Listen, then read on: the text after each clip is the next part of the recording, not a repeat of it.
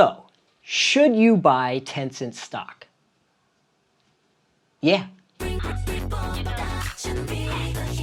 But in all seriousness, yes, I actually think you should buy Tencent stock. I did the same thing with Luckin and Neo, so up next, Tencent. So why do I think Tencent is such a good buy even though it's just been regulated by the government? So the reason they're being regulated is because of headlines like this one. Yeah, I realize it's clickbait, but there's some truth to it.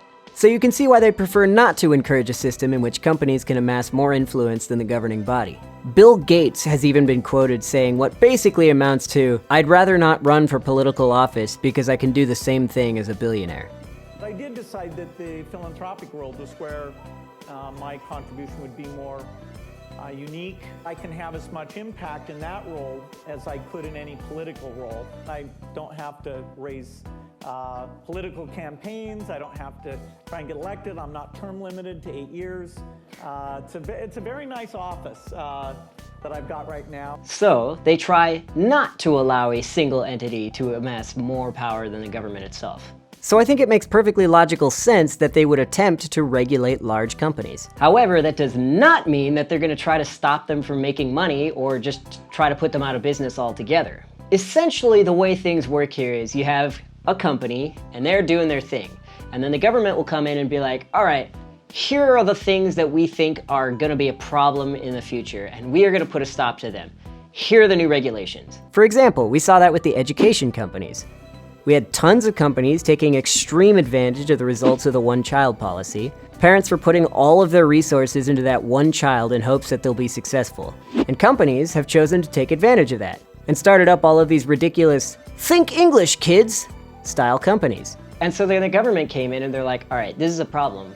Now that we've gotten rid of the one-child policy, people are still not going to have more kids because they're still stuck in the ways of, I need to spend a lot of money on education. I can't afford another kid. So they decided we need to regulate these education companies. You can't charge thousands of dollars to get these kids a shitty education. The problem is, it's pretty impossible to determine what is going to solve a problem when you're trying to stop it instantly, and you run the risk of over-regulating. However, at the same time, they'd much rather over-regulate and cause some large corporations to either go out of business or have no choice but to pivot than run the risk of infuriating people and causing them to blame the government that should have protected them.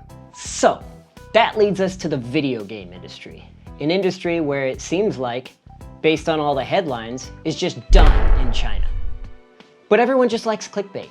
And if you look into what really happened, you had tons of companies who were like, hey, if we get kids addicted to these pay-to-play games that essentially there's no way to win if you don't pay, and make it really easy to get into it, we can make tons of money. And the issue is that, well, yeah, in some cases it may be the parents' fault for not properly regulating their kids, but it's kind of like blaming the addict for getting addicted rather than the system that pushed them to the addiction.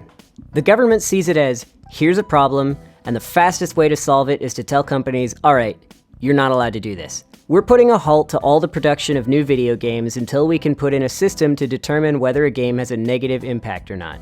Until that happens, everything's on pause. No new games will be released. So of course that makes investors go, wait a minute, the biggest game manufacturer in China is Tencent. Sell, sell, sell. Get rid of all the stock.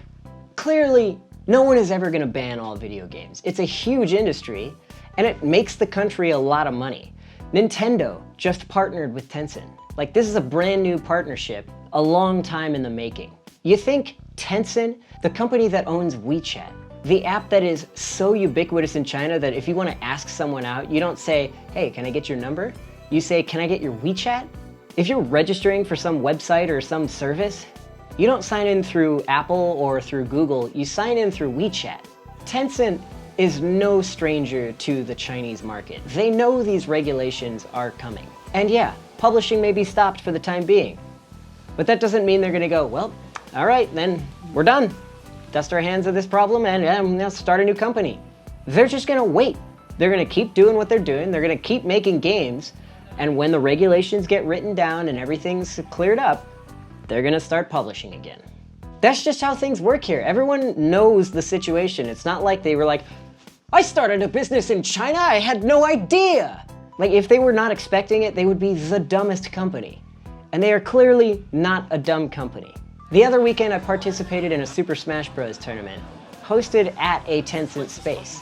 This entire space is designed for playing video games, whether you just want to go hang out and play on a Tencent-supported Nintendo system, or they have PS5s. Can't get one? Come here and play it. They have everything here. They have Famicoms here. They have Game Boys here. What? I don't even have a Game Boy. Tencent is heavily invested in all aspects of gaming. They support tournaments, they host spaces. This is the small space. Upstairs, I didn't even get to see. Apparently, they've got a huge venue. Tencent knows the market. They know the situation. They're not just giving up. Remember, I made a video about how Shenzhen is the most expensive city in China.